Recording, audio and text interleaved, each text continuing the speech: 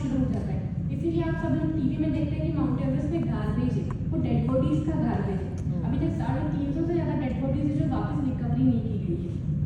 इसीलिए कैंप 3 के बाद देखिए टॉप ऑफ द वर्ल्ड का मेरा फोटो है। तो जब भी हम लोग जमने लग जाती है, हमारी सांसें -52 डिग्री टेम्परेचर होता है, सांस छोड़ के फिर इसको तोड़ते हैं क्योंकि वो जम जाती है। और वहाँ पहुँचने के बाद ऐसा लगा था कि बस मैं पहुँच गई।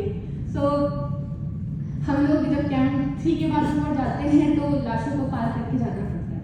आपको फील होता है कि ये भी तो वही क्लाइमेट था जो मैं जो करने वही करने के लिए आया। आप थोड़े से बस वाइट दिखते हो तो कुछ फर्क नहीं पड़ता है, किसी का हाथ दिखता है, किसी का पैर दिखता है, और हर बार ग्लेशियर मूवमेंट करता है, नई नई डेड बॉडीज निकल के दिखती है। कई बार आपके साथियों की भी डेथ होते हुए आप देखते हो, हेलोजिनेशन होता है, ऑक्सीजन खत्म हो जाती है।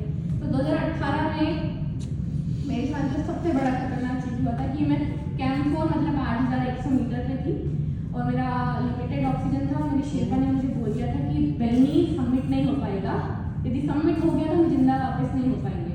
तो 2018 में मेरा माउंट एवरेस्ट 700 मीटर से रह गया और मैं वापस आई थी।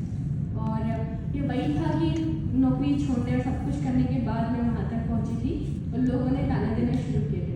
जीवन में आप लड़कियाँ और रिस्क लोगी तो आपको बहुत ज़्यादा ताने सुनने पड़ेंगे, तो उसके लिए आप प्रिपेयर रहना।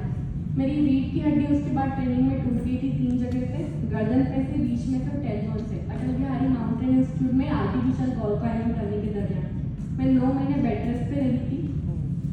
अगेन जो बॉयकट डाल हुए थे वो कारण ये थे कि मेरे को बहुत जुएँ पड़ गई थी 9 महीने बेड पे रहने के बाद। मैं जब उठी थी तो मैं 93 किलो की थी, मुझे कोई ट्रेनिंग कराने के लिए रेडी नहीं था। जीवन में ऐसी भी परिस्थितियाँ आएंगी कि ना आपका पति आपका होगा ना आपके माँ बाप आपके होंगे। मेरा जो रीढ़ की हड्डी टूटी थी, मेरे पापा ने मेरे को बोला था कि बस गाँव मत आ जाते, 9 महीना बिस्तर करेगी, लोग केगा तरह बेटी करके उनकी छोड़ी।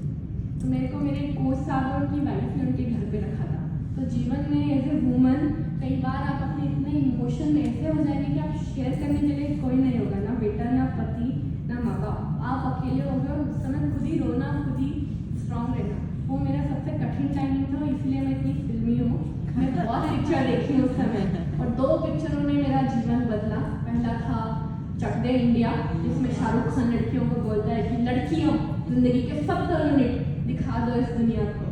तो मैं बोलती थी मेरा जिंदगी के बस वो 2 महीने दिखाना है इस दुनिया को।